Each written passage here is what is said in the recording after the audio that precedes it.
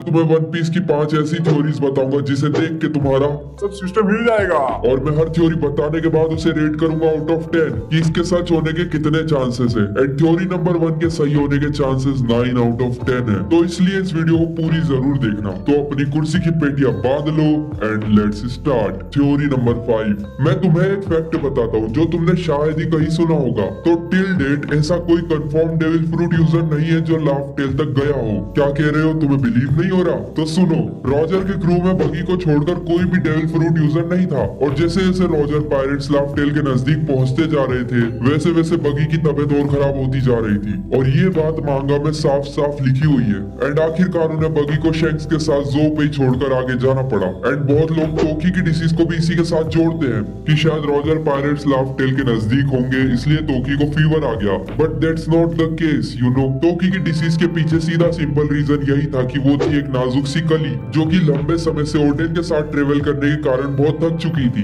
पर at the same time वो बहुत स्ट्रॉन्ग भी थी जब भी वो इन मॉन्स्टर्स के साथ कीप अप कर पाई। बट बगी के केस में कुछ अलग था। एंड शायद ये चीज शैंक्स ने रियलाइज कर ली हो और इसलिए उसने अपने क्रू में किसी को भी डेविल फ्रूट खाने नहीं दिया। क्योंकि रेड हेयर पायरेट्स में ऐसा कोई भी नहीं है जिसने डेविल फ्रूट खाया हो। एंड अब तुम सोचोगे कि भाई अगर कोई डेविल फ्रूट यूजर लाफ्टेल नहीं जा सकता तो लूफी तो कभी वन पीस ढूंढ ही नहीं पाएगा। क्योंकि जब भी एस्टेरॉयड लाफ्टेल के आसपास भी होंगे तो उनमें से 4 तो पहले ही बीमार पड़ जाएंगे। तो ऐसा नहीं है, क्योंकि this is where chopper comes in. वो एक डॉक्टर है और टाइम आने पर ये लूफी, ब्रूक एंड रॉबिन को ठीक कर देगा इंक्लूडिंग हिमसेल्फ, ताकि सब लोग लाफ्टेल पर जा सके। सो ये थी थ्योरी नंबर 5 एंड इसके सही होने के चांसेस है 5 आउट ऑफ 10। थ्योरी नंबर 4, तुमने ये थ्योरी तो बहुत सुनी होगी कि क्रोकोडाइल पहले लड़की था, पर इसका कोई प्रूफ अभी तक नहीं मिला है। पर रॉजर के एग्जीक्यूशन के टाइम पे सबका फेस दिखाया सिवाय क्रोकोडाइल के, और वो उसमें थोड़ा बहुत लड़की जैसा दिख रहा था। बट अभी रिसेंटली मैं वन पीस लाइव एक्शन देख रहा था and guess what I found, तुम खुद देखो।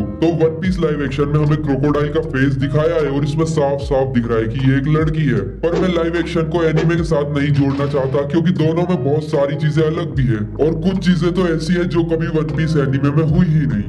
एंड थ्योरी तो ये कहती है कि क्रोकोडाइल पहले लड़की था एंड बाद में कुछ रीजन की वजह से इवान पोव ने उसे लड़का बना दिया। एंड एक थ्योरी तो ये भी है कि क्रोकोडाइल ही लूफी की रियल मदर है। सो मैं क्रोकोडाइल को पास्ट में लड़की होने वाली थ्योरी को 7 आउट ऑफ 10 रेट करूंगा। नाउ थ्योरी नंबर 3, तो ये थ्योरी तुम्हें सरप्राइज कर सकती है क्योंकि अब मैं कुछ ऐसा बोलने वाला हूँ जो तुम कभी एक्सपेक्ट भी नहीं कर सकते। तो जोरो एंड सांजी बहुत जल्दी शादी करने वाले हैं। ये क्या लिखा है भाई? ये कौन सी स्क्रिप्ट दे दी? अरे बेटा वो दूसरी वीडियो की स्क्रिप्ट है। So according to this theory Akainu and Fujitora भाई है और इसका काइंड ऑफ प्रूफ हमें मिलता है चैप्टर 712 में, जिसमें फुजीतोरा अकाइनो को साका सान बोलता है। एंड ये थोड़ा स्ट्रेंज है क्योंकि बाकी के एडमिरल्स एक दूसरे को पूरे नाम के साथ रेफर करते हैं। एंड वन पीस की डाटा बुक में कुछ ऐसा लिखा है जो इस थ्योरी को और थोड़ा सच करता है क्योंकि उसमें साफ साफ लिखा है कि the two seems to know each other well, जो कि फुजीतोरा और अकाइनो के लिए है। और ड्रेसरोजा में जो हुआ उसके बाद अकाइनो फुजीतोरा को बस यही पनिशमेंट देता है कि तुम जब तक लो और लूफी को ना पकड़ लो तब तक कोई भी मेरीन बेस पर मत आना। तो अब तुम्हें इस थ्योरी के बारे में क्या लगता है कमेंट में जरूर बताना। एंड मैं इसको रेट करूंगा 7.5 आउट ऑफ 10। थ्योरी नंबर 2, तो इस थ्योरी पे बात करने से पहले अगर तुम्हें बाकी की थ्योरीज पसंद आई है तो इस वीडियो को लाइक जरूर करना। तो ये थ्योरी काफी ज्यादा इंटरेस्टिंग है क्योंकि ये है ब्लैक बियर्ड के बारे में, और ध्यान से सुनना वरना तुम कंफ्यूज हो जाओगे। तो अगर तुम वन पीस के कुछ कैरेक्टर्स की लाफ सुनोगे जैसे व्हाइट बियर्ड और पेरोना की, तो तुम नोटिस करोगे कि इनकी लाफ इनके डेविल फ्रूट से करस्पॉन्ड करती है। और अब सुनते हैं ब्लैक बियर्ड की लाफ।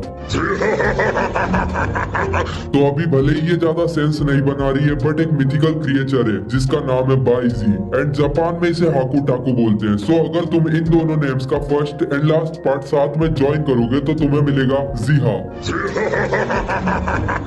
तो क्या इससे ये साबित होता है कि ब्लैक बियर्ड उसका थर्ड डेविल फ्रूट ऑलरेडी खा चुका है? और अब अगर तुम बोलोगे कि भाई कोइंसिडेंस भी तो हो सकता है, तो रुको जरा, सबर करो, क्योंकि अब मैं जो बोलूंगा उससे तुम्हारा दिमाग घूम जाएगा। बाइजी जो कि एक मिथिकल क्रिएचर है, इसे टाइगर, शिप और लॉयन के साथ पोर्ट्रे किया जाता है क्योंकि इसके ऊपर 3 आईज और 3 हेड है। And guess what, Blackbeard के जॉली रॉजर पे भी 3 हेड है, उसके पास 3 गन है एंड उसकी बियर्ड पे भी 3 नॉट है। और पूरे एनिमे में ब्लैक बियर्ड कभी डरा हुआ सा एक्ट करता है जस्ट लाइक शिप, कभी बहुत कॉशियस हो जाता है just like tiger, and sometimes बहुत ओवर कॉन्फिडेंट हो जाता है लाइक लॉयन। और क्या तुमने शैंक्स की आई पे ये स्कार देखा है जो कि इसे उसे ब्लैक बियर्ड नहीं दिया है और सब लोग सोचते हैं कि ब्लैक बियर्ड ने अपने हैंड क्लॉ से शैंक्स पे अटैक किया होगा जिससे उसे ये स्कार मिला। और अगर तुम भी यही सोचते हो तो तुम बिल्कुल गलत हो, क्योंकि अगर तुम शैंक्स के स्कार को ध्यान से देखोगे तो तुम्हें 3 लाइंस दिखेंगी, पर ब्लैक बियर्ड के वेपन पे तो 4 ब्लेड्स है।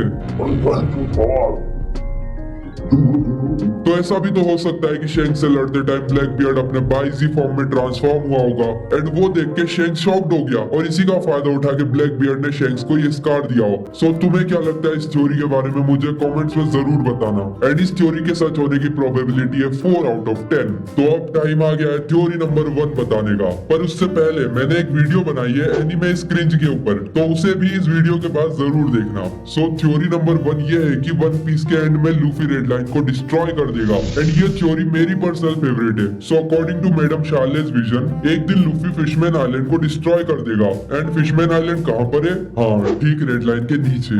एंड एक और चीज है जो इस थ्योरी को इंटरेस्टिंग बनाती है और वो है स्ट्रॉ हैट्स के ड्रीम्स। नामी का ड्रीम है कि उसे पूरे वर्ल्ड का मैप बनाना है एंड अगर ये बड़ी सी लाइन नहीं रहेगी तो नामी के लिए ये ज्यादा आसान रहेगा। सांजी का ड्रीम है ऑल ब्लू, जिसमें East, West, North and South Blue इन सबका पानी आके एक ही जगह पे मिलता हो। एंड अगर ये रेड लाइन नहीं रहेगी तो सांजी का ड्रीम भी पूरा हो जाएगा। और ब्रूक को मिलना है लाबून से, और चूंकि अब स्ट्रॉ हैट्स न्यू वर्ल्ड में है तो लाबून अब बिल्कुल रेड लाइन के पीछे है। एंड सबसे मेन चीज, अगर लूफी को वर्ल्ड गवर्नमेंट को हराना है तो उसे मारी जोस को डिस्ट्रॉय करना होगा। और मारी जोस किधर है? हाँ, रेड लाइन के टॉप पे। एंड अगर रेड लाइन तबाह हो जाती है तो सारे लोग आपस में साथ आ पाएंगे एंड कोई बॉर्डर नहीं रहेगी। और मुझे लगता है कि इस थ्योरी के सच होने के चांसेस बहुत है, इसलिए मैं इसे दूंगा 9 आउट ऑफ 10। पर एक चीज है जिसके होने की प्रोबेबिलिटी 10 आउट ऑफ 10 है, और वो है तुम्हारा इस चैनल को सब्सक्राइब करना। जस्ट किडिंग गाइस, अगर तुम्हें वीडियो पसंद आई है तो ही सब्सक्राइब करना, वरना कोई बात नहीं, मैं अपना कंटेंट और इम्प्रूव करने का ट्राई करूंगा। सो तुम्हारा क्या ओपिनियन है इस थ्योरी पे मुझे कमेंट्स में जरूर बताना। And thank you so much for watching this video.